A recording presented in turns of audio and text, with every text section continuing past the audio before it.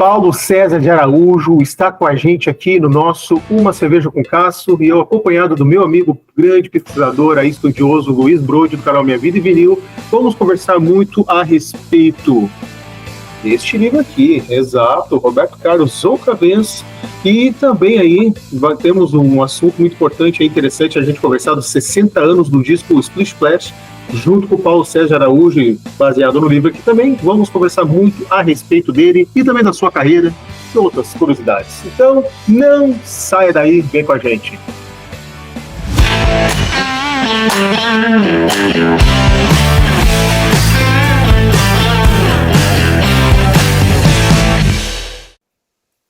Gurizada, sejam todos bem-vindos e bem-vindas aqui na Ponta da Agulha, comigo Cássio Toledo, conforme anunciado aqui, estamos com ele, Paulo César de Araújo. Seja muito bem-vindo estar com a gente aqui no nosso programa, é um prazer ter você aqui, Paulo. Tudo bem contigo?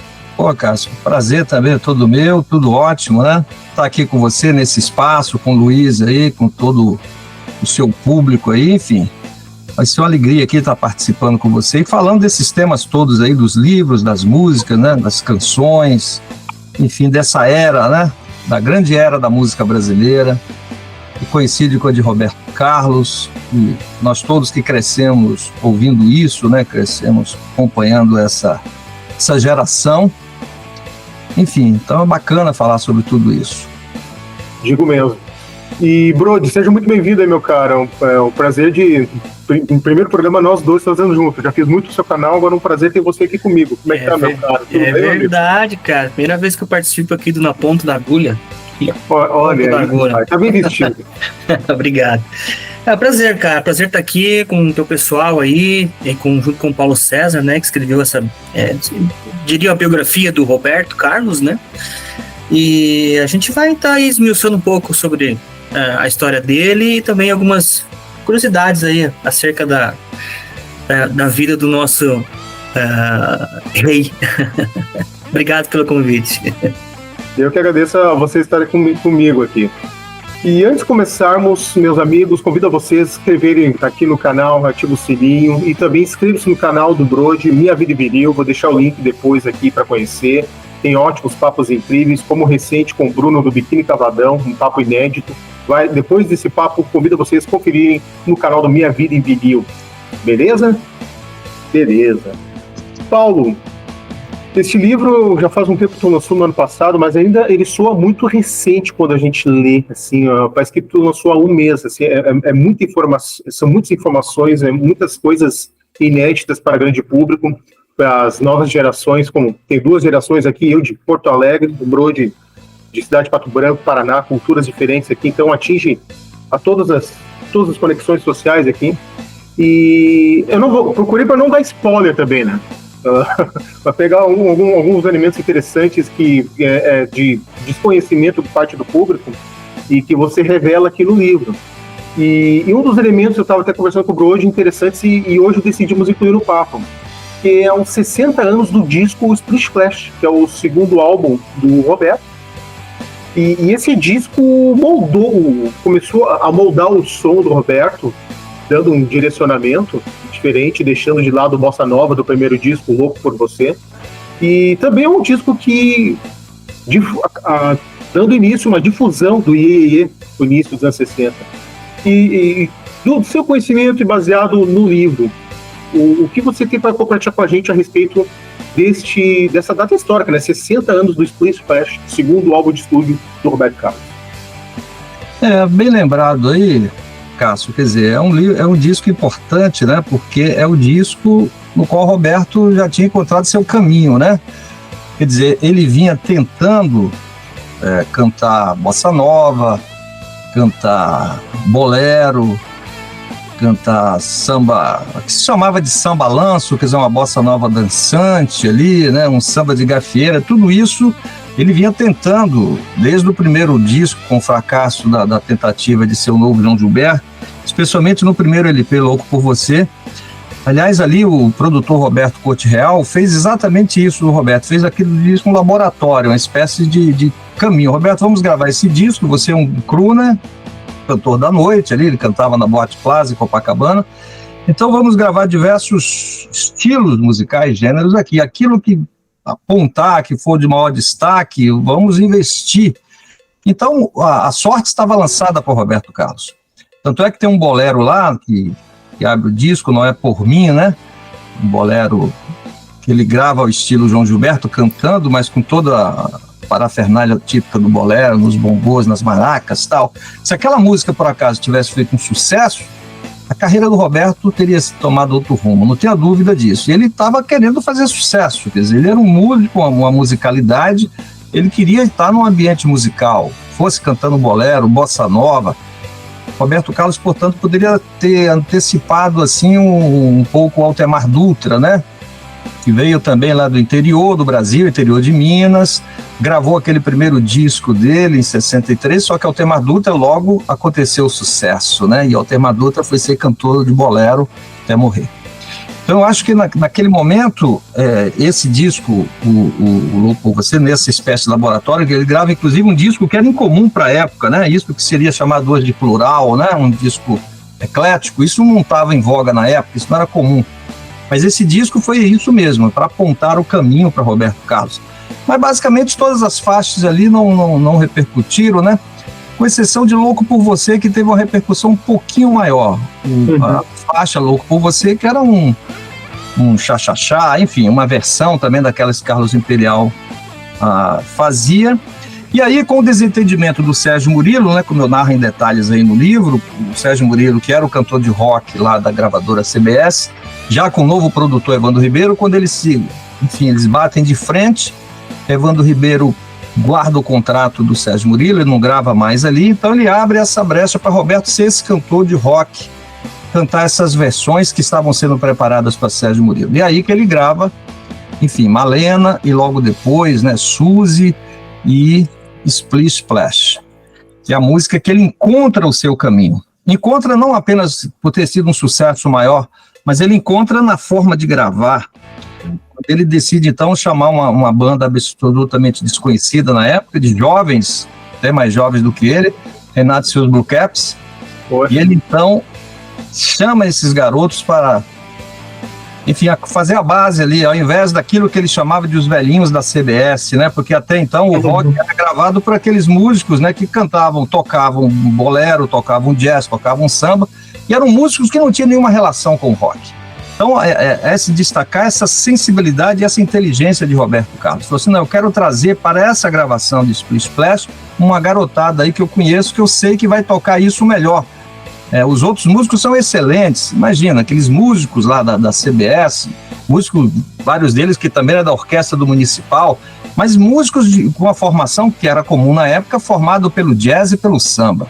Não tinha intimidade, não sabia fazer aquilo, não sabia dar aquele efeito que ele queria na guitarra. Então ele traz a banda Renato e os Blue Caps para essa gravação de Splish Splash. E aí podemos dizer, ele encontra o seu caminho, encontra a forma de gravar, encontra o som que ele queria. É uma gravação, quer dizer, comparada, por exemplo, com a do Bob Dylan original, é uma gravação moderna. Eu falo que está em sintonia com o que Beatles vai fazer, está começando a fazer na Inglaterra, né? Você não vê ali o uso do sax, né, que era comum naquela fase do twist, além da expressão que ele usa ali, né, antes da Slovision chegar aqui, enfim. Então é uma música moderna, naquele contexto que ela é lançada, aponta o caminho para Roberto Carlos e dá a ele o direito de gravar esse primeiro álbum, né? Tem o nome Splish Splash, mas não é o nome oficial do disco, né? Porque o disco é Roberto Carlos, mas enfim, o Splish Splash aparece com destaque na capa, mas no rótulo é apenas Roberto Carlos, né? Mas sem dúvida é o primeiro LP com essa nova direção para a carreira de Roberto Carlos. Mas você vê que ainda tem resíduo ali da fase anterior, né? É verdade. Você tem um resíduo, nem todas as faixas foram gravadas com a garotada, né? Tem aquelas faixas ainda gravadas com o que eles chamavam de os velhinhos da CBS. Tem uma bossa nova lá no final, né? Uma parceria dele com o Erasmo. Então, de certa forma, é um disco ainda assim de transição. Mas, sem dúvida, a faixa Splish Splash, especialmente a primeira faixa, né? O Parei na Contramão, que é a primeira parceria dele com o Erasmo, ali ele também encontra a forma de compor, né?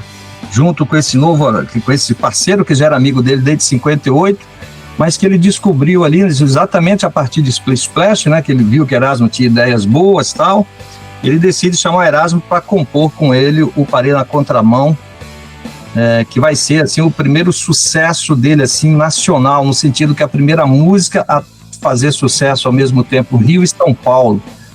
Falando isso hoje aí para garotada, eles não entendem muito isso, como é que pode essa coisa tão próxima hoje, né? Mas havia uma distância, você tinha artista que só fazia sucesso no Rio, artista que só fazia sucesso em São Paulo, e ter esse sucesso em Rio e São Paulo era chegar no Brasil, né? Porque o sucesso em São Paulo ele levava ao Paraná, Rio Grande do Sul, era aquela... E o sucesso no Rio imediatamente para o Nordeste, Minas Gerais. Fazer sucesso em Rio e São Paulo, que até então Roberto não tinha conseguido, ele vai conseguir exatamente o Parei na Contramão ali. Então tudo isso coincide, né, com esse disco, com esse álbum, o primeiro álbum assim, com a carreira do Roberto já definida pelo rock, pelo pop, e ele encontrando a forma de compor e de gravar. Então coincide aí nesse final de 63, né? Virada de 63 para 64, o Roberto Carlos, futuro ídolo maior da história da juventude brasileira, futuro ídolo da Jovem Guarda, que ainda não existia, mas já está ali definido, né? Pelo menos o caminho e a posição dele na gravadora, já como um novo representante ali dessa vertente pop jovem, ocupando o lugar que era de Sérgio Murilo. Então tudo isso está representado nesse disco, esse álbum Splish Splash, né? Lançado em 1963. Portanto, agora 60 anos exatos, 60 né? anos, Caramba. isso mesmo. Ô, Paulo, você tocou num assunto bem legal de falar, que foi a inclusão do Renato e seus Blue Caps, né? Renato Barros, Paulo César Barros, ali, o pessoal que... Paulo César, que foi uma grande aquisição, né? Tocou junto com o Roberto, depois tocou junto com Raul Seixas, gravou Alucinação aí do Belchior, um cara compositor também, tem algumas músicas deles aí, né? Mas aqui, em 63 aí, é onde, não sei, posso estar enganado que eu vou falar, mas é o pontapé inicial, assim, para tudo que viria depois, né? Inclusive a parceria dos nossos Lennon e McCartney brasileiros, né? Que é o Erasmo e o Roberto, né? Também. A gente pode realmente afirmar que Splish Splash tipo assim, é o ponto de virada para tudo que viria depois? Porque a gente sabe que em 58, 57, por ali já tinha algumas gravações de proto-rocks, né? Calbi Peixoto já tinha gravado um primeiro rock, não lembro bem certo que ano que foi, dizem, né? Mas acho que a história mesmo começa a se desenhar e se definir a partir desse disco, né? Mesmo ainda tendo alguns resíduos aí da vida, vamos dizer assim, anterior do Roberto.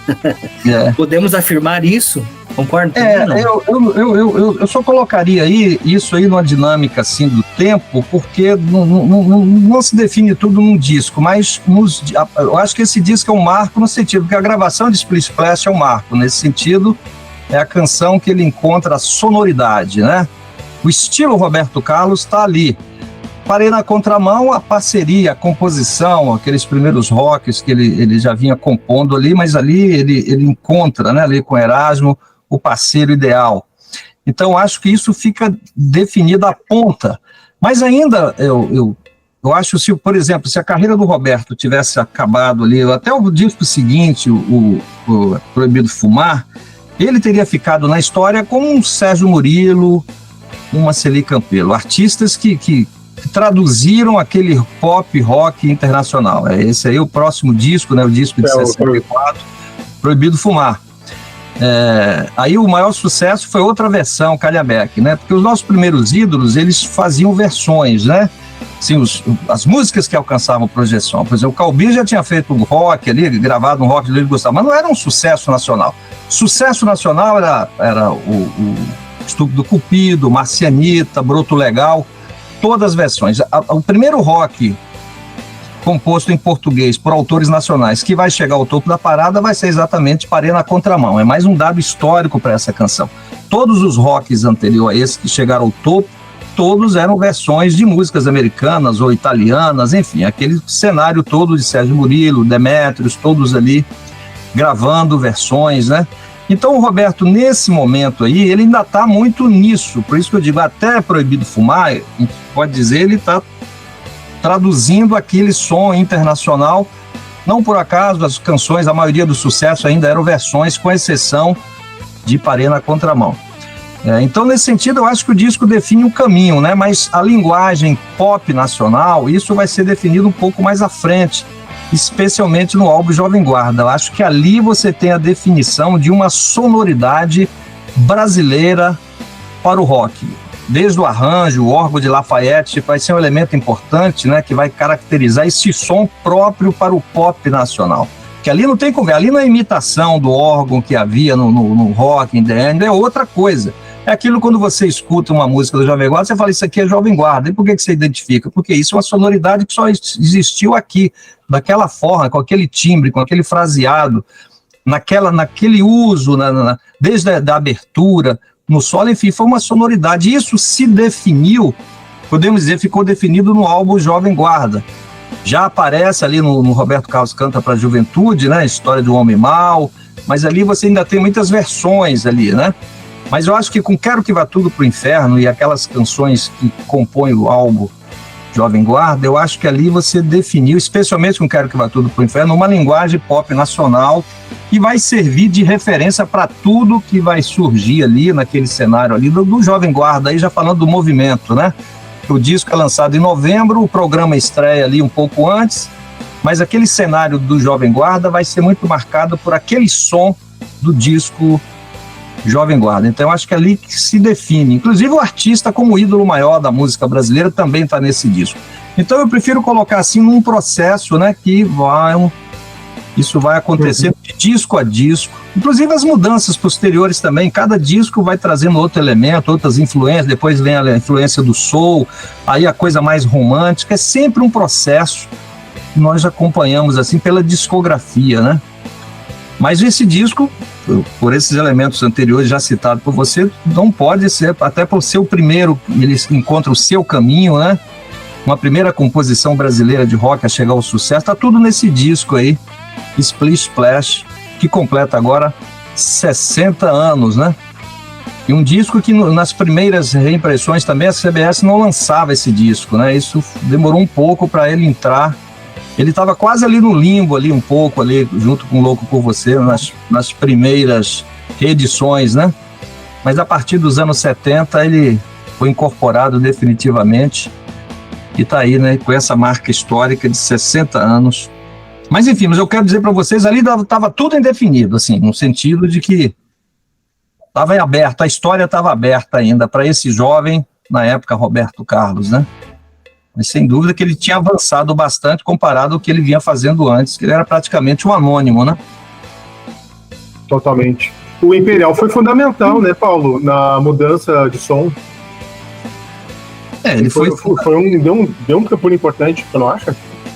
Não, ele foi fundamental para a própria carreira do Roberto Carlos, assim, né? Mas aí seria em qualquer estilo, né? O bossa nova, o bolero, enfim. O Imperial também queria fazer sucesso, né?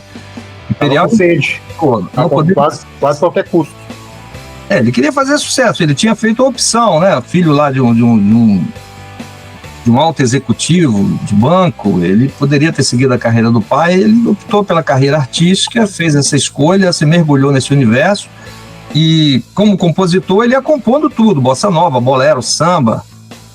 Isso ele me lembra que ele falou que ele ia lá, é hilário ele contando, ele ia lá na Rádio Nacional para mostrar uma música para Emilinha Borba. Então os compositores todos faziam isso. Então eu olhava lá para Emilinha Borba, ele fazia ali aquela marchinha no estilo da Emilinha. Ou ele via Calbi, não, vou fazer esse samba canção no estilo do Calbi. Aí ele ficava lá, cara, 5 horas lá esperando a Emilinha, esperando o Calbi, aquela coisa. Quando chegava para mostrar a música, aí ele falou, se eu ficar nessa porra aqui eu não vou conseguir nada. Aí ele falou, eu tenho que achar um cantor para gravar as minhas músicas. Você vê, é coisa do Imperial, né? Ao invés de cantar desses caras, pedindo para esses caras gravarem uma música, eu vou preparar um cantor para esses cantores gravarem as minhas músicas. É aí que ele pega o Roberto, pega o Simonal. Não por acaso, as primeiras músicas de Roberto, as primeiras músicas de Simonal são canções do Imperial. Ele resolveu inverter uma visão moderna e inteligente da época. Ao invés de ficar procurando um cantor para a música dele, eu vou lançar o cantor junto com minha música. Então, tudo isso aí, por isso que ele foi importante para essas carreiras todas. Elis Regina também, está lá no primeiro disco dela, versões de Carlos Imperial. Quer dizer, ele era já com o nome do disco, né? Mas eu digo assim, ele estaria disposto a fazer sucesso fazendo qualquer estilo que ele estava compondo ali como um compositor profissional, como eram os compositores da época, né? Você vê o Miguel Gustavo aí que eu citei, que fez o rock pro Calbi. Ele fez o rock pro Calbi, ele fazia o bolero para o outro, fazia samba canção, fazia marcha. É isso aí, o compositor estava ali pronto, né? Não tinha essa figura ainda do cantor-compositor. Essa é uma instituição que essa geração de 60 vai definir a figura do cantor-compositor. Nós tínhamos os cantores e os compositores. Os cantores que compunham era exceção, ou os compositores que gravavam eram sempre uma exceção. A regra era o compositor separado do cantor, cada um com seu perfil, né? E o compositor ali a serviço do cantor, preparando música para esses cantores. Então, um pouco, o começo da carreira do Roberto é nisso aí, você vê que está indefinido, ele está recebendo músicas para gravar, ele vai sempre ir nessa, ele vai compor, ele próprio vai se surpreender, que ele não podia imaginar que ele fosse capaz de compor, ele vai descobrindo isso no processo, mas ele estava pronto para ser só um cantor, como o Calbi foi, apenas um cantor, recebendo músicas dos outros para dar a sua versão, como foi o Orlando Silva, o Carlos Galhardo e todos os grandes vozes da música brasileira, em sua maioria. Enfim, mas para sorte dele e da música brasileira, além de cantor, ele se revelou também um compositor. Então isso aí foi muito bom, né? Porque deixou ele com muito mais alternativa, né? Mas ele nunca deixou de lado o lado do cantor, por isso que ele vai sempre incorporar a música de outros no disco dele. Você vê que Caetano não faz isso, Gil não faz isso, Chico Buarque também não. Eventualmente grava uma música ou outra de um outro artista. Eles estão sempre gravando músicas dele, porque eles são compositores que cantam. Roberto Carlos é um cantor que compõe, então o processo é um pouco diferente. Ele abriu uma escola, né? Um cantor e compositor, um grande cantor e compositor também, né? Também. O compositor virou uma coisa, era até quase uma coisa terceirizada, né? Um alicerce do cantor. O compositor estaria a serviço. A serviço, exatamente. E por isso os compositores penavam, tinham que ficar lá esperando o cantor para mostrar a música, mostrar para um, mostrar para outro, né?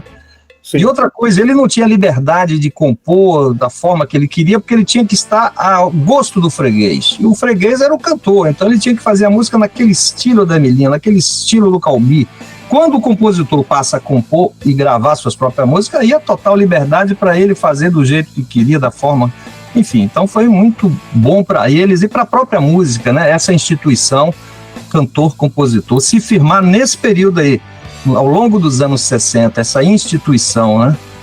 Na qual o Roberto contribuiu com seu trabalho, sem dúvida, né? E Erasmo também, outro compositor que passou a cantar.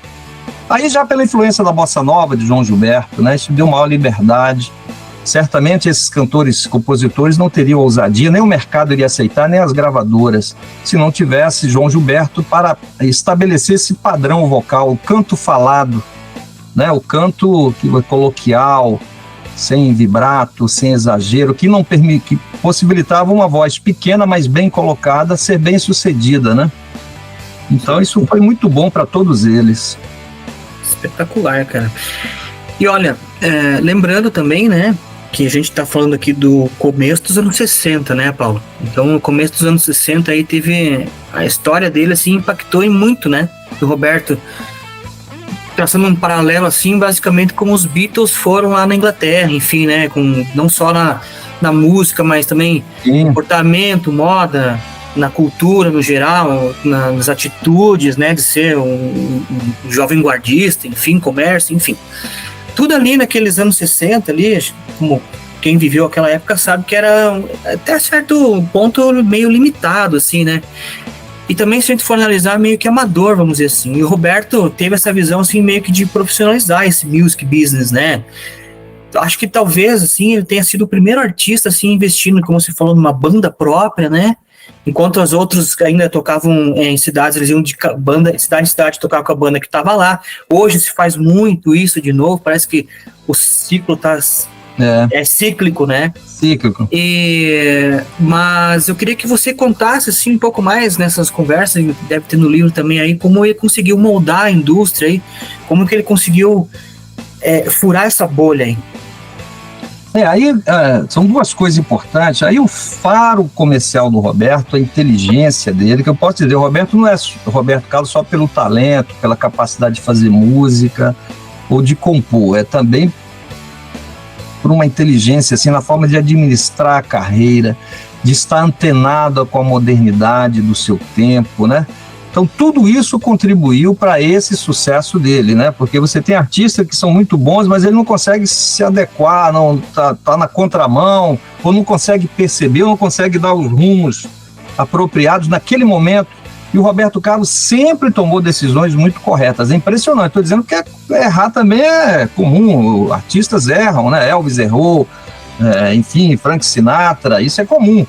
Mas Roberto Carlos tem uma quantidade de acertos em momentos muito cruciais, assim, que é impressionante, mostra esse faro, essa capacidade. Isso aí que você falou de mudança dos costumes foi algo, por exemplo, que ele sempre foi atento, e é de se louvar, quer dizer, um menino do interior do Brasil, quer dizer, interiorzão mesmo, lá interior de Espírito Santo, vem de uma cidade pequena, Cachoeiro de Itapemirim, né, vem aqui, mora no subúrbio do Rio de Janeiro, filho de uma modesta costureira, não é um garoto que estava ali em São Paulo, formado ali pela vanguarda cultural, ele tinha em tese tudo contra, né, para estar ali, não, mas ele foi percebendo, ele foi antenado, ele foi e vai se tornar o maior ídolo da juventude brasileira em todos os tempos, exatamente por essa percepção.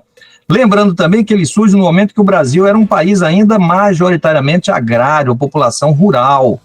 Quer dizer, o Brasil vai se tornar um país urbano a partir de 1970, o censo de 1970 que aponta pela primeira vez o Brasil deixa de ter uma maioria, né, rural para uma maioria urbana, católico, conservadora, em um contexto de repressão política. Então era tudo contra, era um país conservador, nesse sentido muito careta, que não estava em sintonia com o que estava acontecendo em Nova York, Londres ou Paris, estava longe disso. Então, nesse sentido, era mais fácil para Elvis, era mais fácil para Beatles, né, ser o que eles foram, porque eles estavam ali no centro de um acontecimento, né? Tinha muito mais ferramentas, né, para eles poderem desenvolver. Claro, o Roberto Carlos teve que perceber isso no ar, né? Com inteligência ele foi percebendo e foi adequando e foi se posicionando e tomando atitudes ousadas ali na medida, sem ser exagerado, mas também até porque ele também tinha seu lado conservador, que tem até hoje, né? Mas surpreendentemente ele conseguiu se posicionar muito bem. Eu te dou um exemplo assim no tratamento da mulher, por exemplo. Você encontra muito na música brasileira letras que falam de forma muito depreciativa da mulher. Músicas de vingança, músicas assim que você observa assim, pô, assim, você vê, o Sidney Magal gravou uma música lá, um dos primeiros sucessos dele em 76, Te Agarro com Outro Te Mato, né? Hoje ele diz que nunca canta essa música mais, não canta, enfim, mas ele gravou lá. Roberto Carlos, por exemplo, jamais gravaria uma música dessa, né? Porque ele já tinha, ele intuía isso, ele percebia que estava, enfim, os tempos estavam mudando, né? A sociedade estava em transformação, ele ouvia ecos que vinham lá de Nova York, de Londres, ele estava antenado com essa modernidade, então ele foi percebendo e foi adequando a sua letra, então nesse forma, numa certa medida, para estar em sintonia com a mudança, com o avanço comportamental. Por isso que as coisas vão acontecendo, ele vai se beneficiando, ele vai sendo agente e atuando nesse sentido com a sua música, né? Mandando Tudo pro Inferno, Namoradinha de Amigo Meu, Essa Garota é Papo Firme. Você vê que ele está em sintonia com essa modernidade, ele está contribuindo para o avanço e ao mesmo tempo ele está refletindo coisas que estão acontecendo, né, naquela época. Então foi uma visão assim que isso favoreceu ele, esse lugar que ele ocupou, né, que ele foi ocupando na música brasileira, como um ícone da juventude, sendo o tradutor nesse sentido, o representante do que estava acontecendo na Inglaterra com Beatles ou lá nos Estados Unidos com toda... E outra coisa, um artista ligado à música mais moderna do seu tempo, isso é outra também. Quer dizer, quando a Bossa Nova surge, eu até conto na introdução do livro, né, que ele foi um menino moldado no interior do Brasil e formado pela canção hoje chamada brega, né, a ultra romântica, ele foi moldado por isso. Assim como vários outros, né, assim como o Altemar Dutra, assim como Gerry Adriani e vários outros jovens daquela época. Ele poderia ter ficado aí. Não, ele foi moldado por essa música, ele chega no Rio com essa formação de cantor romântico, bolero, ele era um cantor de bolero, mas aí ele escuta Elvis Presley, ele escuta aquele rock que está chegando e ele se encanta com aquilo, 1956, 57. Sinceramente, aquilo tocou ele, a sensibilidade dele, ele vai se tornar ali um imitador de Elvis. Poderia ter ficado por aí, não, eu vou ser um imitador de Elvis, um cantor com a formação de bolero, mas que se encantou com rock. Podemos dizer que Gerry Adriani aconteceu isso, com o Vanderlei Cardoso. O Vanderlei Cardoso também era bolero, mas aí veio o rock. Mas Roberto Carlos não. Quando chega em 58, ele escuta João Gilberto e aquilo para ele foi uma iluminação. Aquilo mexeu com ele, com a sensibilidade dele. E ele vai incorporar essa música sofisticada, especialmente na forma de cantar. Então aquele garoto que vinha de uma formação de bolero, ultra romântica, né? Depois vem tocado pelo rock, recebe então a bossa nova assim como uma luz que ilumina o caminho dele para sempre. E ele incorpora isso. Então a música dele, a arte dele vai trazer tudo isso. E mais tarde ele começa a descobrir a soul music, né? A soul music chega com força no Brasil e ele começa a incorporar esse elemento, essa sonoridade. Então era um cara muito atento à modernidade. Te dou outro exemplo. Em 75, na entrevista do Roberto, o que você está ouvindo? Estou ouvindo o Bee Gees. Diz, o que estava ouvindo o Bee Gees em 75 no Brasil? Os Bee Gees tinham sido aquela banda lá do final dos anos 60, início dos anos 70, aquelas baladinhas românticas, que depois vai se tornar um fenômeno lá com os embalos de sábado da noite. Mas ele estava atento, que os Bee Gees estavam ali já naquele momento ali, fazendo aquela gravação funkeada, eles estavam mudando o som, eles estavam incorporando aquela sonoridade black, que vai resultar como um fenômeno lá na trilha dos embalos de sábado da noite. Mas em 75, Roberto já estava atento aos Bee Gees. Não, eu estou querendo aquele baixo funkeado lá dos Bee Gees. Tá lá, quem estava ouvindo? Michael Jackson também estava, na mesma época, o Michael Jackson estava de olho ali, né? Michael Jackson também é uma baladinha. Verdade. Então você vê, um artista que ele está antenado ao que havia de mais moderno no pop, no som internacional. Então tudo isso contribuiu para ele ser o que ele foi, incorporando isso ao estilo dele, claro, ele vai incorporando essas influências todas, mas com um ouvido muito atento à modernidade, as transformações sociais, no aspecto comportamental, né? Sempre fazendo essa ressalva, porque tem um aspecto político que é outro debate, é outra coisa, mas sempre se posicionando assim com inteligência também, não tendo um envolvimento naquilo que dividia a sociedade, por exemplo, ele sempre evitando bola dividida, né? Então ele ia ali na ecologia, na religião, aquela coisa que há um consenso, né? Ninguém é contra Jesus, ninguém é contra a preservação pelo menos não era, né? A preservação da natureza. Enfim, tudo isso ele estava ali, né? Evitando coisas mais polêmicas, tal, né? Mas é isso. Então eu acho que ele soube administrar e se posicionar ao longo desse período aí. Eu estou falando, claro, que depois aí você tem outros eventos mais recentes que isso aí de certa forma muda.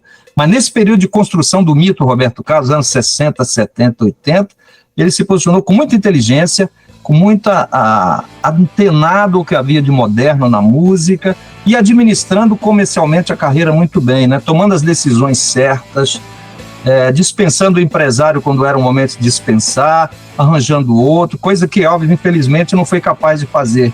E nós sabemos a tragédia que foi para Elvis Presley, né? O Coronel Tom Parker foi fundamental para o começo de Elvis, ok?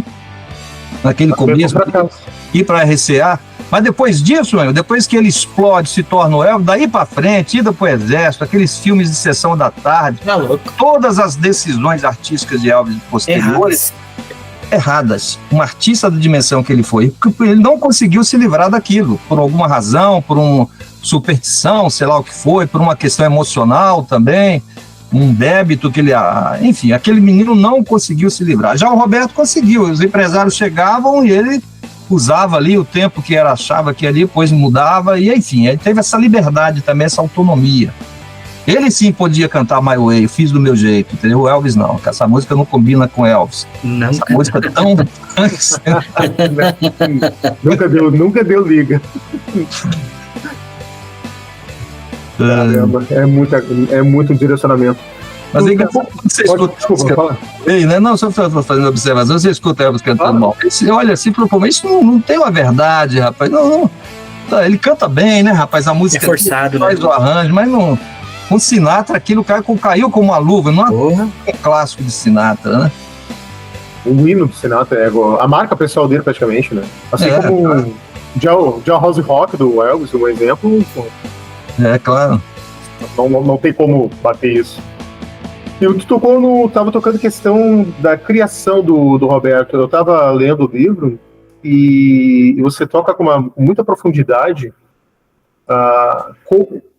como molda na vida da gente coisas que nos acontecem para ocorrer coisas maiores no futuro.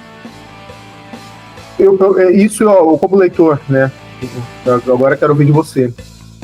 Eu sinto que é uma luz a mais o fato que aconteceu na vida dele, o trágico acidente de trem. De certo ponto, molda um pouco. Tu toca em alguns pontos interessantes, a questão da religiosidade que é muito forte na vida dele, pessoalmente, musicalmente, tanto que ele canta canções e criou clássicos, Jesus Cristo, Nossa Senhora, bem mais adiante, lá nos anos 2000 anos 90. A que ponto tu mede a questão de como isso afetou a vida dele, a questão do acidente, e que você detalhou com muita profundidade isso ocorreu na vida dele, o acidente que aconteceu na cidadezinha lá em Cachoeira? Sem dúvida. Eu acho que uma tragédia dessa, tendo acontecido com uma criança de 6 anos, né, rapaz, as consequências disso aí, enfim, certamente isso moldou muita coisa na vida dele, quer dizer, ele próprio não tem a dimensão disso, nem nós podemos fazer aqui conjectura, apontar uma coisa ou outra, né? Mas chegaremos a isso, né? Não dá para separar como é que teria sido se não fosse, quer dizer, isso aí tá tão da vida dele já, e há tanto tempo, né? E foi tão cedo, né? Porque uma coisa é você ter um acidente assim, perder um membro já adulto, outra coisa é uma criança, né? Que tá ali naquele período de formação. Então, sem dúvida, isso foi algo impactante, moldou. Você citou a religiosidade, sem dúvida nenhuma, esse foi um aspecto que ele próprio diz isso, que as primeiras orações ele aprendeu lá no hospital. Então, isso aí já te dá um ponto de partida, né? Ele falou que repete orações, ele traz orações que ele repete até hoje. Orações que ele começou a repetir nos dias em que permaneceu no hospital. Certamente que a sensibilidade dele foi tocada por isso de certa forma. Certamente que aquela volta para uma coisa mais intimista, mais dele, também contribuiu, quer dizer, isso ele já podia ter uma personalidade assim, uma assada, mas essa tragédia, ele vai ficando ali em casa, ele já não pode participar tanto das brincadeiras da rua, de certa forma, isso pode ter ido moldando e levando ele, não tenha dúvida que isso foi definitivo também, né? Isso ele vai refletir em várias canções, vai lembrar disso, vai sugerir em outras, né? A relação dele com a mãe, com o pai, os tremores, as superstições todas, quer dizer, esse Roberto supersticioso, imagina esse menino que viu a morte ali, ele sabia que ele podia ter morrido ali e sobreviveu por quê? Isso tudo vai tornando ele assim, enfim, um pensamento mais místico, de buscar uma explicação, né, para além dessa coisa da lógica, assim, do sobrenatural, para explicar por que ele se tornou quem é. Então, sem dúvida que eu acho que isso moldou ele, a fé, a religiosidade, a introspecção, deve ter certamente, quer dizer, estou dando uma opinião, contribuído para isso, né? Acredito que sim. E isso você tem mais disso nessas declarações, em versos de canções, né? O Divan, né? Então, talvez é uma das músicas mais proibidas de regravações pelo Roberto, não, porque é impressionante como ele não canta mais, ele pede e ele não autoriza, né? A Fernanda Takai, aliás, fez uma gravação linda dessa música, eu ouvi, cara, ela me mostrou, linda a versão que ela tinha feito para aquele disco que ela gravou com o repertório de Nara Leão, né?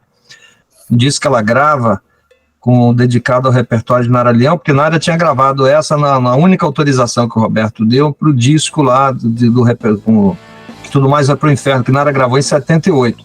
Então a Fernanda Takai pega algumas músicas de Nara e inclusive pegou essa música desse disco para incluir, mas ele não autorizou, né? O Reginaldo Rossi também gostava dessa música, queria gravar, não conseguiu, enfim, mas é uma canção dessa muito pessoal, né?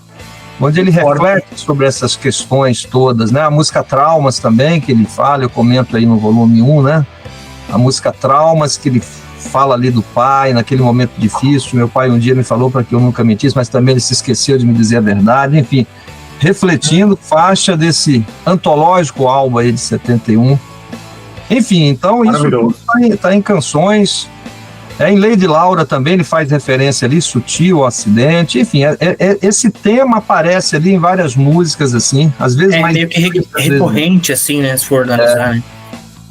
E a questão da fé, da superstição, tudo isso, esse menino cresceu nessa formação católica, né, com essa já tendência à superstição e que vai se acentuando mais tarde, já adulto, né? Reforçado também pelo sucesso, né? Porque uma coisa é você não poder usar marrom quando você não tem outra alternativa, você usa marrom. Agora, quando você pode escolher, fica mais fácil você ir alimentando, reforçando essa superstição, né? Por isso eu gosto dos depoimentos dos amigos e namoradas. Não, o Roberto usava marrom, ele tinha uma calça marrom, ele tinha uma jaqueta marrom, né? Mas aí quando ele vai comprar a primeira vez que ele recebe uma bolada de dinheiro, ele pode escolher, falou, opa, não, agora marrom não posso. Tá bom, não usa mais. Peguei ranço. Então tá bom, né? Isso devia estar lá no consciente dele, mas ele só pôde exercer isso quando teve poder, dinheiro, né? O negócio de agosto, por exemplo, lá não estreia em agosto, não estreou no Canecão, mas lá no Jovem Guarda, quando ele estava chegando, e aí, Roberto, vai estrear em agosto? Ah, sim, claro, bicho. Ele vai fazer o quê? Vai falar que não ia estrear? Lá, ele foi lá a quarta opção da Record para apresentar o programa, claro que ele apresentou em agosto, estreou bem, mas enfim. Mas essa personalidade supersticiosa, que já vinha desde a infância, vai se acentuando, né? Quando chega nos anos 90, aí já é aquilo lá que todos nós sabemos, aí já é transtorno obsessivo compulsivo, né? Aí já foi num grau exacerbado, tanto é que ele mesmo procurou tratamento. Foi bem pesada. É pesada, né? Agora, você tocou num assunto até delicado de falar, né? Porque o Roberto, ele vetou músicas, né? E quando você lançou em 2006 a primeira biografia dele, também foi vetada, né? Como que foi todo esse processo agora? Porque daí, agora você entrevistou e tá autorizado, assim, a gente consegue enxergar que você é um cara apaixonado pelo Roberto, né? Por que será que naquele momento, em 2006, foi vetado? Tinha alguma coisa dentro do livro que ele não queria que soubessem? Ou ele realmente estava assim mais recluso para não saber da sua vida particular? Enfim, conta pra gente aí. Não, quer dizer, não tem nada delicado nisso, de falar disso, né? Isso é um tema público, né? Um debate que mobilizou, que a sociedade acompanhou, grande parte se manifestou, né? Foi um debate que a imprensa cobriu bastante. Resultou até num livro meu, Hell Rei, onde eu contei em detalhes sobre isso, os bastidores todos desse processo. Então, eu acho bacana que foi um debate público, né? O Roberto assumiu uma posição pública, outros saíram em apoio a ele ou contra ele, tudo isso foi publicizado e a imprensa acompanhou, né? Mas eu acho ali, Luiz, a questão do Roberto ali foi mais isso que eu te falei, o transtorno obsessivo compulsivo, uma visão de história muito singular, quer dizer, ele tem uma visão patrimonialista da história. Ele acredita que assim como ele tem um automóvel, assim como ele tem um imóvel, ele tem a história. Seria uma propriedade particular dele. Por exemplo, não é uma visão do Roberto, é uma visão de setores da sociedade, uma visão conservadora, autoritária, mas essa visão existe. E nesse aspecto o Roberto tem isso, compartilha dessa visão. A minha história é um patrimônio meu. Então ele falou isso textualmente. Quem escreveu esse livro se apropriou do meu patrimônio e usou em seu próprio benefício. Então veja bem, ao explicitar essa visão, ele vai agir então para impedir que isso aconteça. Então, se eu publiquei o livro e ele acredita que aquilo é uma propriedade particular, história, ele vai entrar com um processo pedindo a proibição do livro, 500 mil por dia, a minha prisão por um tempo superior a 2 anos, enfim, todos quer dizer, é aquela coisa, se alguém invade um terreno dele, ele vai chamar a polícia para prender o cara, é a mesma visão, quer dizer, a visão patrimonialista da história. Então, por isso que eu digo, não foi um trecho do livro, isso não estava trazendo preocupação para o Roberto, não era um capítulo específico, é o fato de existir um livro não autorizado sobre ele. Junta essa visão patrimonialista com o TOC, o transtorno obsessivo compulsivo, que um dos sintomas do TOC é você tentar controlar tudo em torno de si. E um cara que estava ali há mais de 30 anos, com tudo acontecendo de acordo com a vontade dele. Então a Globo ia estrear, não quero assim. fulano, um canecão queria fazer, não, e todo mundo, desde pelo menos 65, sempre atendendo a todos os caprichos, desejos. Imagina, esse artista já estava conformado e aceitando que a vida era assim, né? Tudo que vai acontecer com ele é se estiver de acordo com ele, na cor que ele quer, na data que ele quiser. Aí vem um cara que ele não conhece, publica um livro falando sobre tudo sobre a vida dele, o que ele queria contar um dia, o que ele queria esquecer, com as cores que ele não escolheu, com a distribuição das letras que ele não aceita. Esse cara sentiu como se o mundo, os pés dele tivessem fugido do chão, quer dizer, o chão está fugindo dos pés dele. Então é uma reação, né? A visão mercadológica ali, com o dó de sirena ali, o empresário dele, falando, não, você é uma marca, Roberto, você é uma marca e esse editor, esse autor está ganhando dinheiro com essa marca, Roberto, cara. Então junta aí visão comercial, visão patrimonialista da história, transtorno obsessivo compulsivo, deu no que deu, naquela lambança. Lambança, isso mesmo. E foi lambança. Uma coisa absurda, né? Da forma violenta como foi o processo. Quer dizer, ele entra com duas ações, uma no civil, outra no criminal, parte com tudo, forma uma banca de 18 advogados, paga lá os caras lá uma nota para tirar um livro de circulação, recolher esse livro, certamente para queimar o livro, enfim. Isso em pleno século XXI, aí quando eu te falando, junta-se a isso o fato de que o Roberto nunca teve intimidade com o livro. Aí é outra singularidade e outra particularidade dele, que também não é dele, no sentido de setores da sociedade, especialmente das classes populares, que não tem essa intimidade com o livro por uma questão de formação, de acesso, nós sabemos disso. Isso nunca impediu o Roberto de fazer as canções que ele fez, de ser quem ele foi, mas uma hora a conta ia chegar. E essa falta de intimidade dele, ele provavelmente nunca leu uma biografia de ninguém, nunca leu uma biografia de nenhuma personalidade. Essa falta de intimidade com o livro, um certo livro assim como objeto não identificado, que ele não tinha uma veneração, leva a essa lambança de pedir proibição para queimar livro, pedir prisão do autor, enfim, foi o que deu no que deu. Então foi isso. Eu, como biógrafo dele, fiquei observando, enfim, anotando o que estava acontecendo para publicar o livro seguinte, que foi o Réu Rei, onde eu relatei isso que eu estou falando aqui de forma resumida, está em detalhes esse livro, o Réu Rei. Lembrar também que não foi nada pessoal, às vezes as pessoas pensam que eu fiquei assim muito, como se fosse algo pessoal, não foi nada contra mim, é a visão dele. Ele já tinha processado o Rui Castro por causa de uma matéria na Status, já tinha processado Notícias Populares por causa de uma série de reportagens sobre a vida dele, já tinha processado o amigo dele, Nicolas Mariano, que ele fez de mordomo, mas era um amigo lá do tempo das vacas magras, que escreveu um livro falando dele. Quer dizer, ele vinha no piloto automático. Qualquer coisa contra já... É isso, o piloto automático. Chamava o Saulo Ramos, o advogado dele, entrava e conseguia sem maiores desgastes, sem maiores problemas. Ele só errou aí no momento, porque em 2007, 2006, a sociedade já estava em outro momento. Acho que a sociedade já não viu aquilo com a naturalidade. O livro do mordomo, por exemplo, foi queimado lá no forno da Prefeitura de São Paulo. Os livros foram a mesma coisa. Ele pediu recolhimento do livro, pediu indenização, pediu prisão. Aí fizeram lá um acordo, a editora entregou o livro foi levado para o forno e queimado.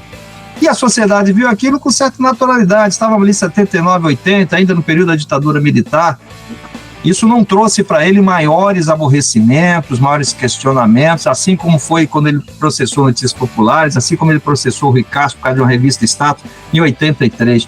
Mas quando chega em 2006, 2007, já é outro momento. A sociedade já estava mais atenta, já estava mais sensível a essas questões da liberdade de expressão. A própria imprensa já tomou uma posição muito mais radical contra a postura dele. Então, de certa forma, a cultura evoluiu. Claro, e foi na época das redes sociais, tudo isso contribuiu, já é uma outra visão. Ele certamente foi surpreendido pela reação, que ele não estava esperando, ele estava esperando aquilo, sem maiores desgastes, prende, proíbe, toma, tira de circulação e a vida que segue. Ele veio no piloto automático, ele foi surpreendido, que realmente ele não esperava, né? Mas é isso, é a história se revelando, né? O tempo está mudando, as coisas estão mudando. Nesse sentido, ele não percebeu a mudança. Por isso que eu falei, ele não acertou sempre. Uma hora ele ia errar. Certamente ele ia errar, como outros erraram. E ele errou exatamente, certamente das decisões que ele tomou públicas, assim, foi o maior erro, né? Você imagina um artista que entra com um processo para impedir a circulação de um livro, rapaz. Esse livro... Aí, o que ele poderia conseguir com isso? Consegui um livro que eu lancei outro, estou lançando o terceiro, outros autores agora estão escrevendo sobre ele. Talvez hoje o cantor que é mais alvo de livros é Roberto Carlos. Porque ficou muito tempo sem poder fazer nada, né? Isso. Como você falou, o toque ali, essa doença, o toque ele tem, para ele assim, a gente consegue ver que é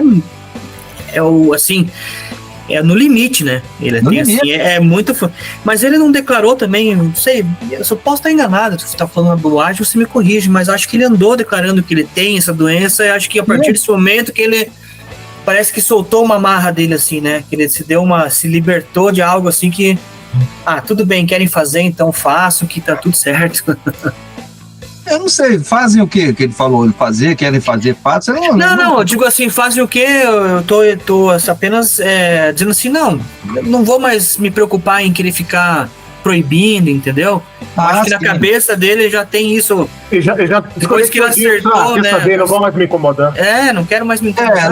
Eu não sei, quer dizer, eu acho que a visão dele não mudou. Ele percebeu que não tem mais espaço para isso. Eu acho que essa compreensão ele teve, né? Não tem mais espaço para isso, mas eu não acho que a visão dele sobre o livro mudou. Ele continua achando um absurdo existir um livro não autorizado, ele continua se sentindo assim o dono particular da história.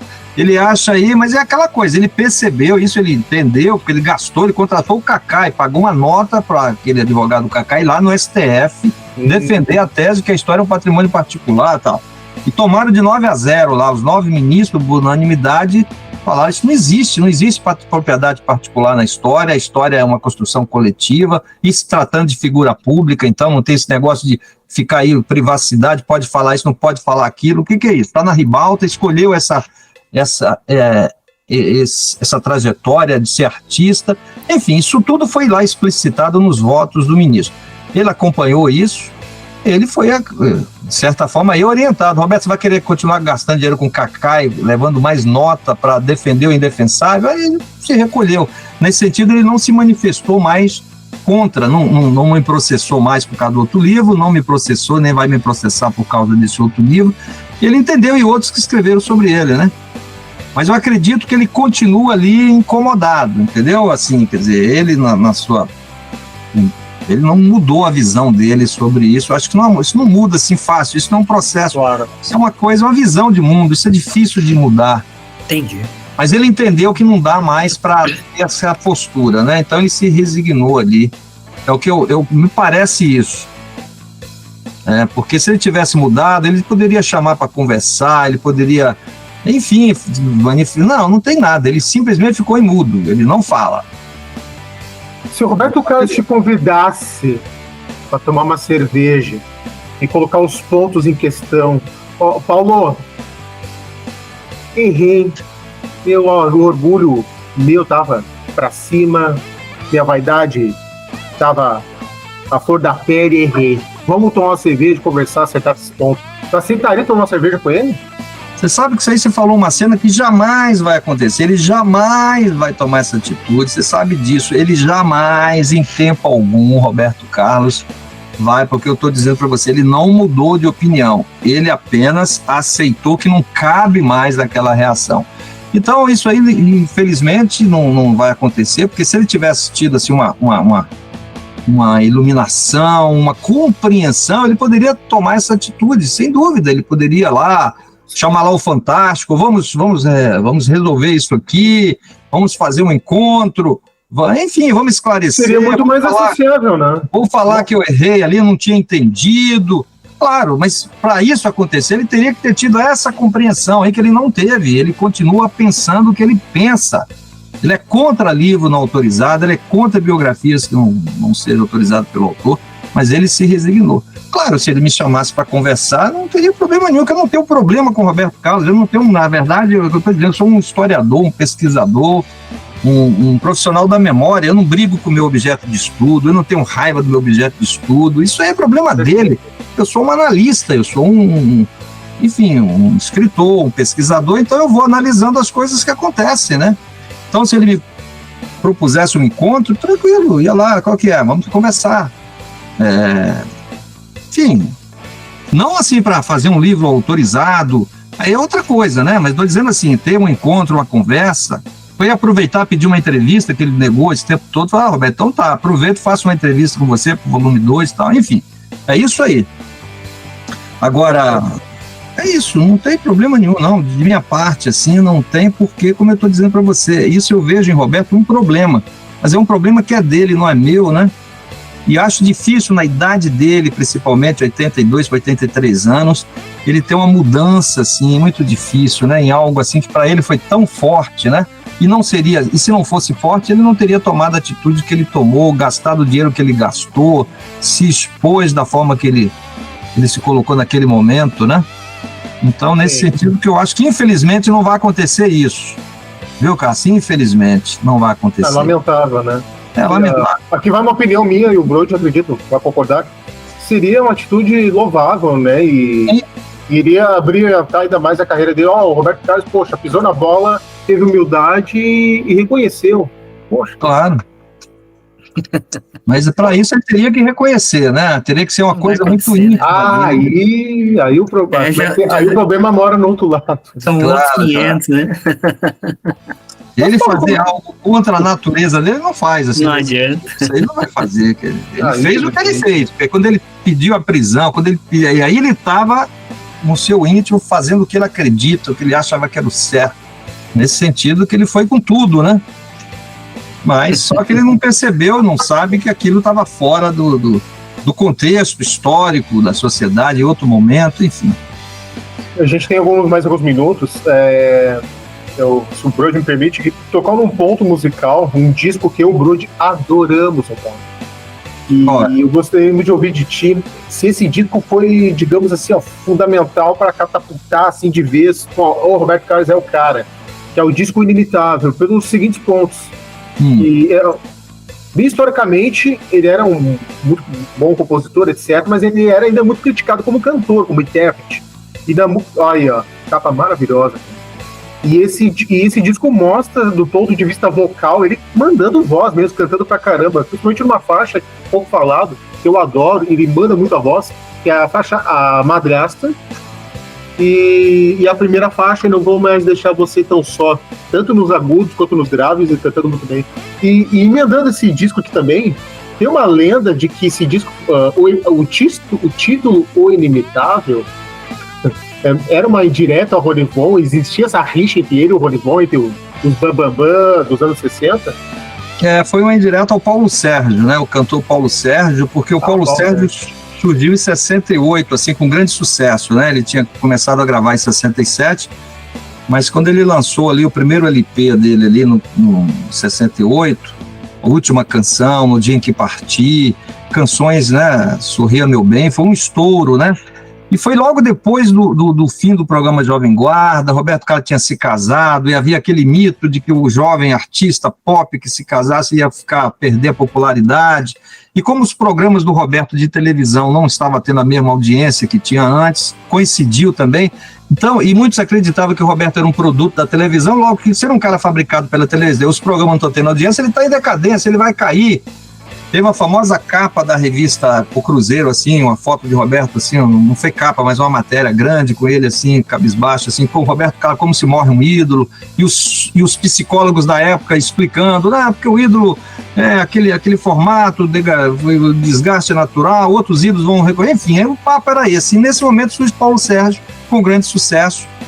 Então, em torno ali do Roberto Carlos, falou, Roberto, você tem que, enfim, preocupação, e era isso mesmo, os ídolos duravam pouco tempo, no Brasil isso era comum, o Sérgio Murilo era um ídolo até pouco tempo antes, ali Campelo, Orlando Silva tinha sido o cantor das multidões, pouco tempo depois deixava de ser, você tinha esse histórico, e Roberto Carlos podia ser e o momento era muito delicado, e o Paulo Sérgio surge com grande sucesso aí.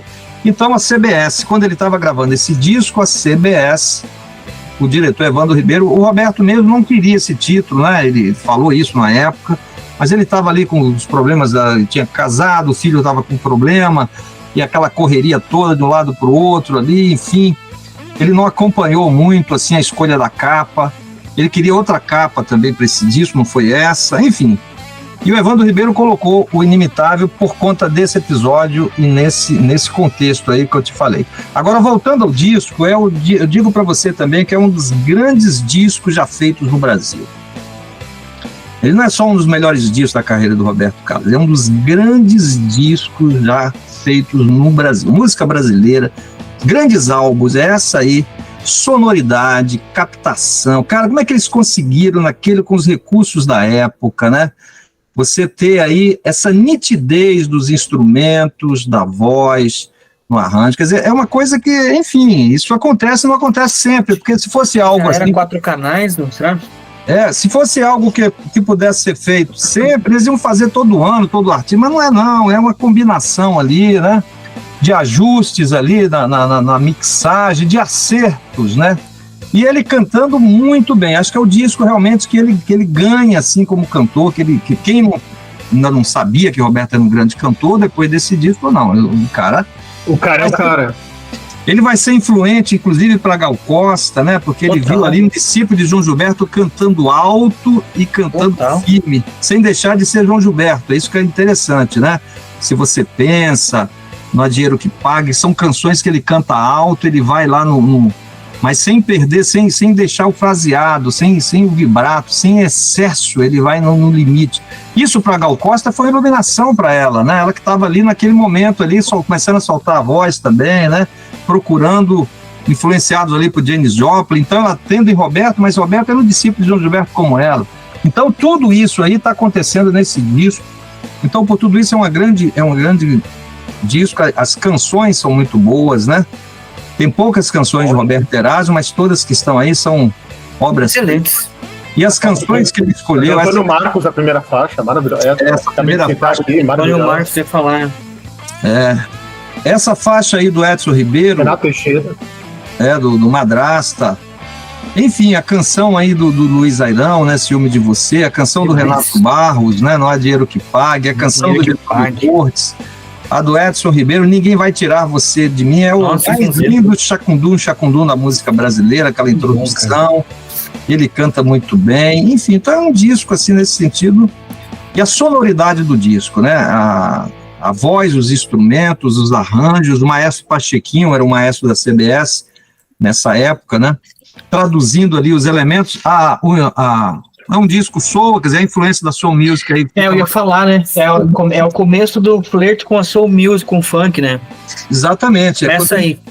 Nessa fase aí, ele tá ouvindo muito James Brown, ele tá ouvindo todo aquele cenário ali, Marvin Gaye, ele tá ouvindo a Motown, os artistas todos daquele... E esse disco é o que traz essa influência a partir da música Eu Te Amo, Te Amo, Te Amo, que ele lançou um pouco antes, em agosto, né?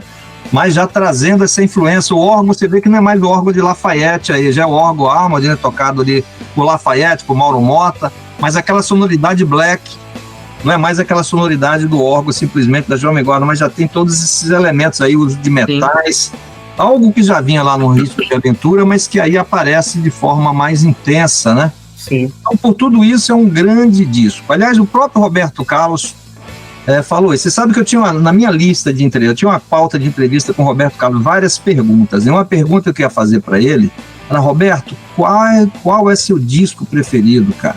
Sempre pergunto para ele qual é a sua música preferida. Ele sempre falou Detalhes. Ele responde essa pergunta desde os anos 70, pelo menos. Roberto, qual é a sua música preferida? Detalhes, bababá. Mas ninguém nunca tinha perguntado, Roberto, qual é o seu disco preferido, cara, seu álbum? E eu tinha essa pergunta aqui. Aí eu lembro que a Folha tinha me contratado uma vez para fazer uma entrevista com o Roberto lá no navio, mas acabou que o Dodge não deixou lá, não quis e tal. Mas a pergunta eu deixei lá com eles, né? Eles fizeram lá pro Roberto. Afinal, Roberto, qual é o seu disco preferido? Aí ele falou: eu tenho 2. O Inimitável e o disco 71. E o 71. Que demais. O Inimitável. Você vê que ele entende da coisa, você vê que ele mandou. Tá ligado, né? Ele falou: é um disco que eu gravei há muito tempo. Ele fala assim, chamado Inimitável. É um disco que ele também, na única vez que foi perguntado a ele qual é o seu disco preferido, ele falou Inimitável, com o disco de 71, o disco de Detalhes, né, que ele grava, que é o primeiro que ele gravou nos Estados Unidos. Enfim, então é um disco que está na memória dele também, assim como um disco, todos os álbuns que ele gravou, né? Então você observou bem, cara, o Inimitável é... Madrasta é uma gravação linda também dessa música. Nossa, difícil de cantar, poxa. Claro, o Caetano até cita naquela música Para Quem, né? Ele fala gravações, né? Milton cantando isso, Caetano cantando aquilo, Chico, Roberto cantando a Madrasta. É uma canção assim, bem assim. Nesse sentido, é um disco tropicalista, né? Quer dizer, a Madrasta é uma canção que tá ali, né? Podia ser uma faixa do Tropicália, né? É viola arrastada. As vocalizações são mais estendidas. Sim. Ali ele disse, não canto. Olha, escuta a Madrasta ali com atenção, é emocionante. Demais. É emocionante. Brody?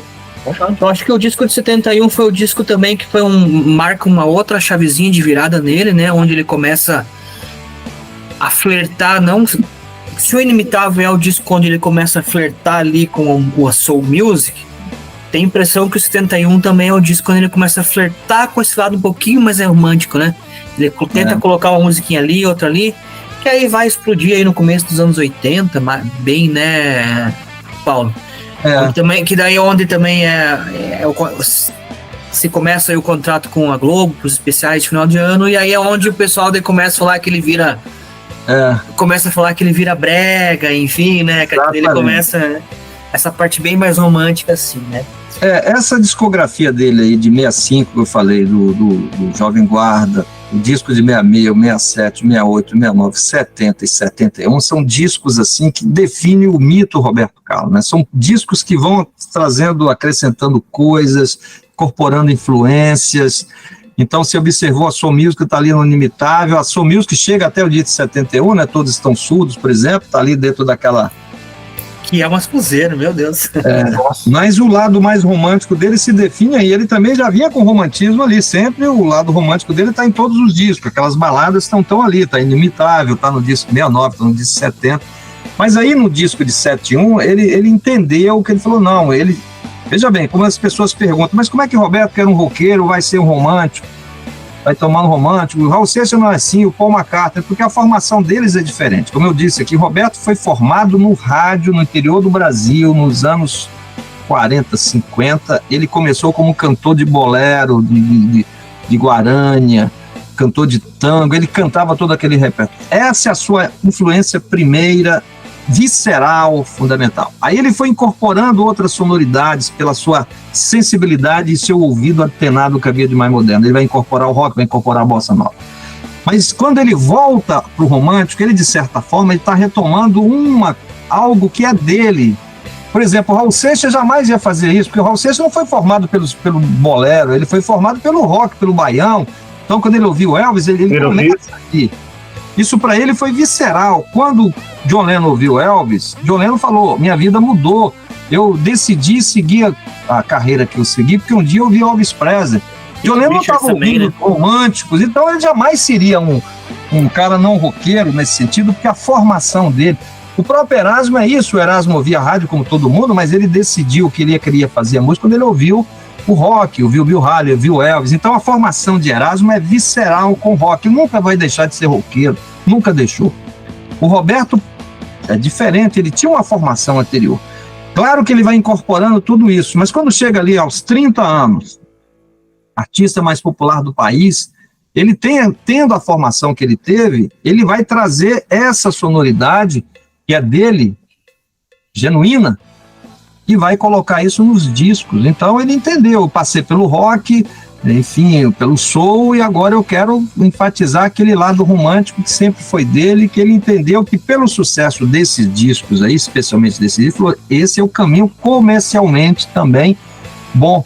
Especialmente a música Madamante, que foi um estouro, essa música que está nesse disco, que ela tinha saído um pouco antes, nas séries 14+, foi a primeira música dele que explodiu na América Latina, assim, uma composição dele, né, que foi um sucesso, assim, na Argentina, no México, em toda a América Latina.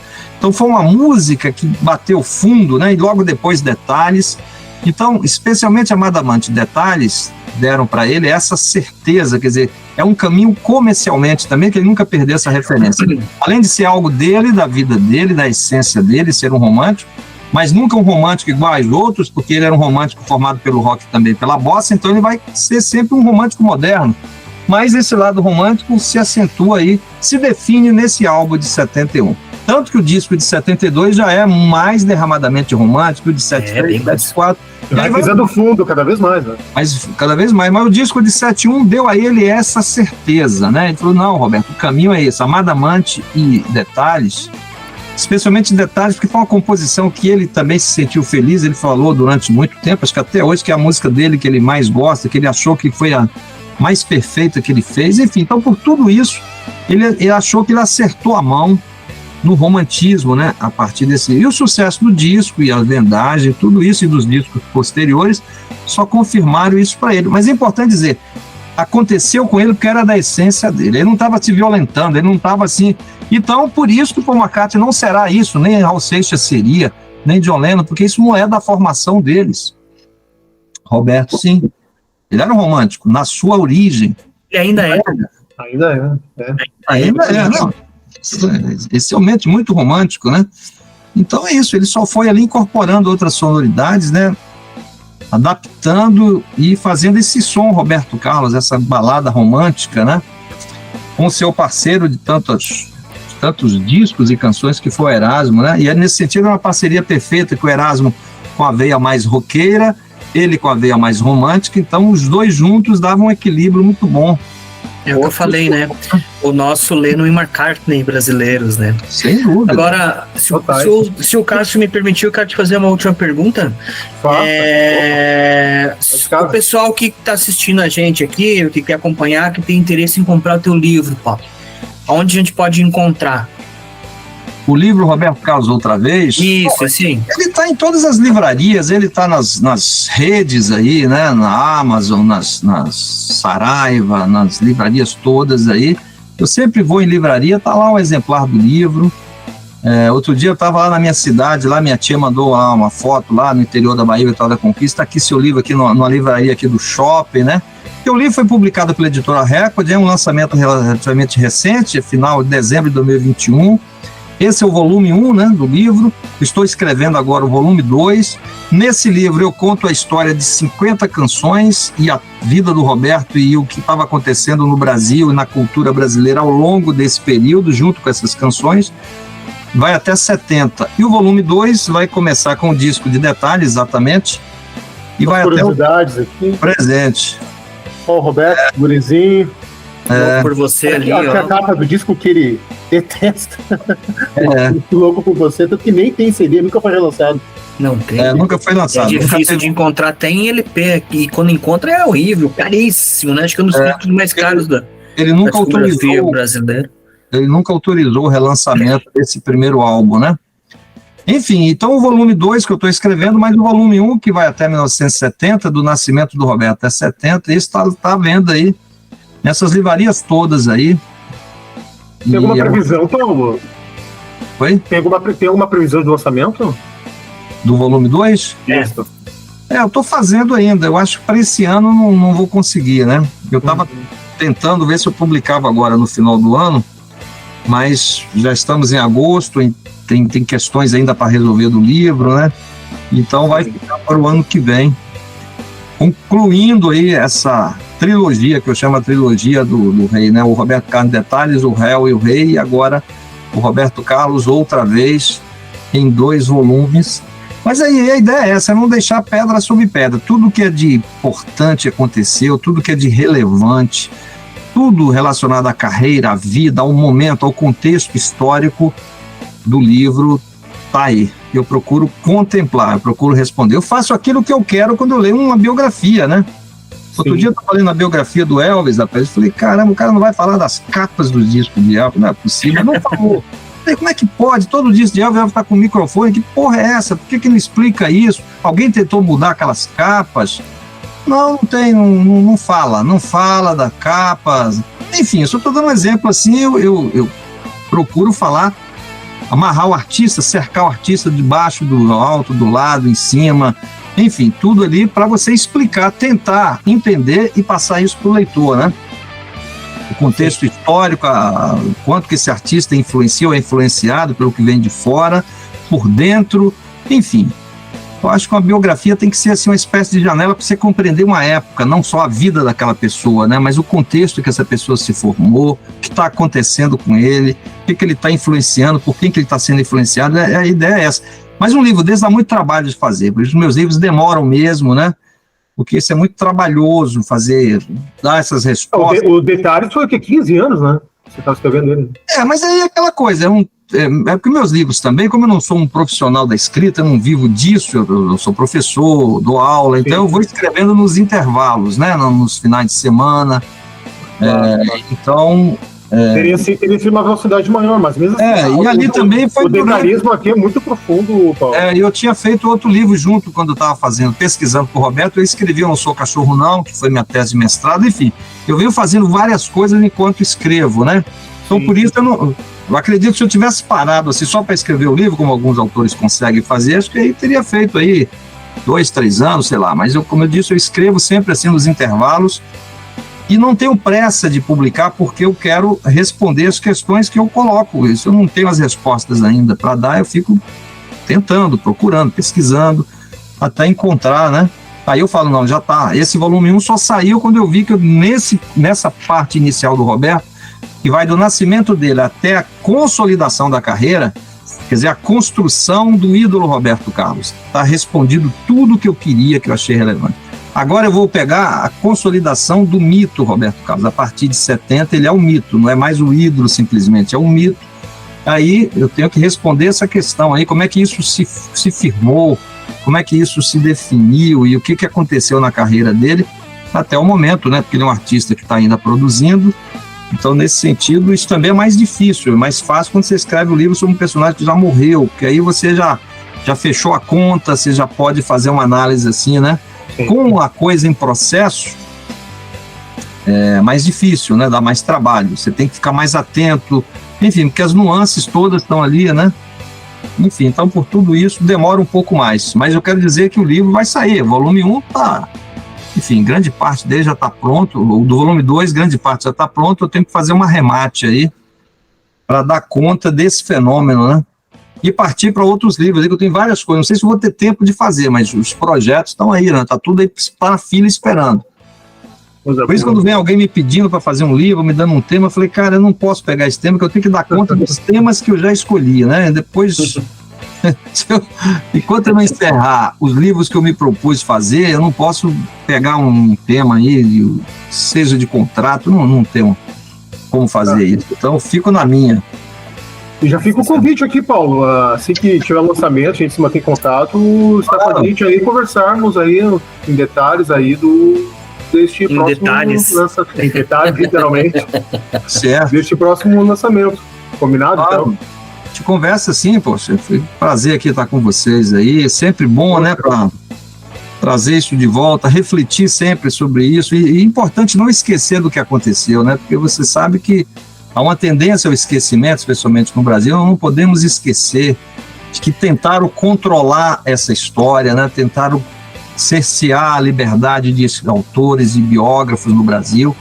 E é importante não esquecer também que não foi algo só de Roberto Carlos, porque ele começou essa luta ali, ele foi o porta-voz dessa causa, mas vocês lembram que em 2013 ele teve o suporte de Caetano, Chico Buarque, Milton Nascimento, enfim, o núcleo duro de grande parte da MPB apoiou Roberto Carlos naquele famigerado episódio do Procure Saber, quando eles tentaram impedir que o STF se manifestasse contrário a essa tentativa de estabelecer a liberdade de expressão, né? Então foi um momento delicado em 2013, né? Quando isso poderia ter dado o contrário, eles poderiam ter conseguido isso e você estaria hoje sem poder escrever biografia, sem ter livros que foram publicados depois. Então houve essa tentativa, não podemos nos esquecer disso. Sim. A sociedade reagimos todos, né? Autores, escritores, jornalistas, foi um movimento também nacional, e eles recuaram. Quando chegou o dia da votação, Roberto Carlos estava praticamente sozinho lá, mas houve essa tentativa de, no meio desse, sempre assim, né? desse debate. Roberto Carlos contratou o Kaká e foi lá sozinho defender a tese dele, que era dele desde o início, né? Caetano, Chico, Gil, Milton se recuaram ali diante da lambança que foi aquele episódio também, da repercussão negativa, da contradição. Então, uma coisa é Roberto Carlos defender a visão patrimonialista da história, alguém que nunca teve uma participação política efetiva, nunca tinha se manifestado explicitamente pelas liberdades públicas, nunca tinha participado de campanhas. Sempre foi na dele. Sempre na dele. Outra coisa é Caetano Veloso, Gilberto Gil e Chico Buarque, abraçar essa causa. Então aí ficou incompatível, né? Quando Caetano Veloso se junta a Roberto, junto com Chico Buarque, Caetano e Gil, aquilo ficou uma contradição muito absurda, mas se eles se uniram é porque eles viram que era possível, mas não conseguiram, felizmente, né? Isso tem 10 anos, só agora, foi em 2013, completa agora 10 anos. Muito recente. Agora, né? E, só um adendo rapidamente,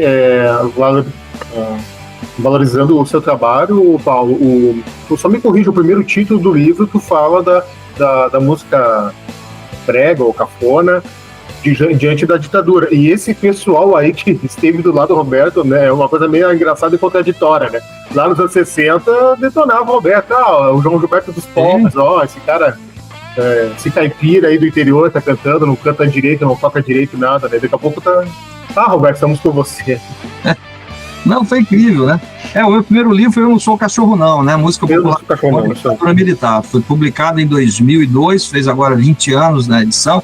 Estou, inclusive, lá com a Editora Record, fazer uma edição comemorativa, né?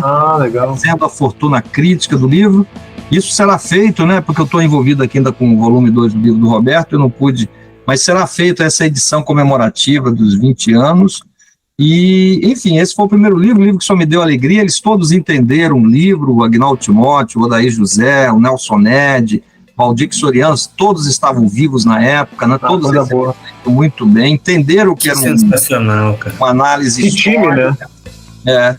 Então foi um livro assim, muito importante nesse sentido também, para a compreensão do que foi feito depois no próprio campo da história, de pesquisas que surgiram depois, né, analisando esse repertório popular.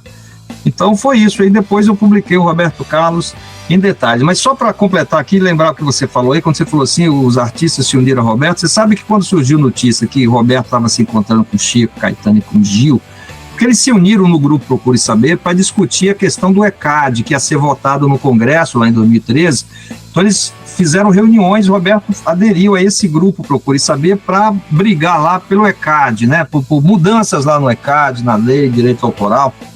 Então as notícias eram essas, reuniões estão acontecendo aqui no Rio, com o Roberto, com o Chico, Caetano. Eu falei, caramba, olha que bom, o Roberto Carlos se encontrando com o Chico, com o Caetano.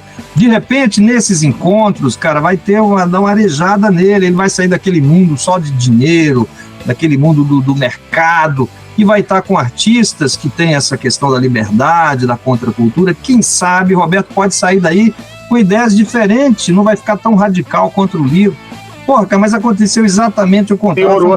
Ele acabou influenciando o Chico, Caetano. Deu 10 passos para trás. Estou te falando que o negócio não é fácil, aconteceu exatamente o contrário. Depois das reuniões com o Roberto, sai Caetano, Chico e Gil se dizendo favorável à manutenção dessas restrições da publicação de biografia não autorizada. Então, foi uma surpresa para nós todos, né?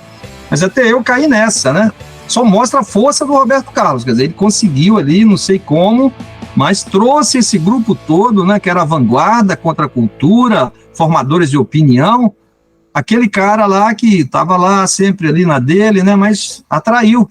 E eles caíram nessa conversa, caíram na conversa de Roberto Carlos, como disse o próprio Paulo Coelho. Paulo Coelho ficou de longe só dando conselho, não façam isso. Aí o Paulo Coelho deitou e rolou depois, falou, eles foram cair igual patinhos na conversa de Roberto Carlos, rapaz. Paulo Coelho comentou depois da entrevista, né, mas é isso, aconteceu. Faz parte da história. Mas não pode ser esquecido, é isso aí. Jamais. Para não acontecer mais, entendeu? Para outros ídolos perceberem, olha, não é assim não. Não é assim não. Fica cuidado. Paulo, muito obrigado por estar com a gente. Brody, muito obrigado. Paulo, eu vou mandar para você um presente aí do nosso canal. Brody, mostra a estampa aí, já que está vestido. Uma lembrança, uma camiseta para você aí em sua casa. Lindo. Literalmente aí, nós amantes de discos aí. Qual é o teu disco favorito do Roberto? Sem pensar muito. Tem esses discos aí que a gente comentou aí, o Inimitável, eu gosto do Inimitável, eu gosto do disco de 69, enfim, aí são... Eu gosto até do disco de 70, que é um disco que não foi... Ele tecnicamente não ficou tão bem gravado, você vê aquela coisa ali, ficou o som meio abafado, o álbum de 70, né? Mas eu acho aquele disco lindo, ele tá cantando lindamente ali, né? Ali já mais João Gilberto ainda, enfim. Eu gosto dessa discografia aí de 68, 67, até o disco de 71 ali acho que são os grandes discos. Fechado com você. Então tá certo. Obrigado, então. Foi um prazer também, cara. Brody, obrigado, cara. Tá comigo aí, viu? Dividir esse papo aí, diria até histórico. Muito obrigado. Eu que agradeço, cara. Você pode contar comigo aí sempre que precisar. A gente tá... Nossa comunidade, nosso nicho é um nicho muito nichado, né? Quem curte música, quem curte rock, quem curte literatura, assim, biografias, é o nicho do nicho, né? Então a gente que é colecionador, a gente tem que se ajudar. E nós temos uma comunidade de amigos muito grande. Aí o Cássio faz parte de um grande grupo aí que a gente tem, onde a gente vive trocando informações e tal, sempre informações antes. E dentro do YouTube a gente tem uma rede aí de um networking, né? De vários canais amigos aí que a gente tá sempre se apoiando. E, cara, obrigado pelo convite. Foi um papo muito legal. Prazer te conhecer, Paulo. E eu espero poder contar contigo mais vezes. Vamos atrás dos livros aí. Quem quer conhecer mais, procura aí na editora Record, procura aí na Amazon, entre outros sites de pesquisa, que vai encontrar Roberto Carlos outra vez, de 41 a 1970. Valeu! Obrigado, cara. Quando sair o volume 2, a gente volta a se falar aí, com certeza. Combinadíssimo. E, meus amigos, esse aí foi o nosso Uma Cerveja com Cássio, com Luiz Brode e com o nosso amigo Paulo César de Araújo. Procure o livro Roberto Carlos outra vez, nas melhores lojas e livrarias. E não esqueça, inscreva-se no nosso canal e também no Brode, ative o sininho para não perder os próximos papos incríveis, está certo? Um grande abraço a todos vocês e até mais. Valeu!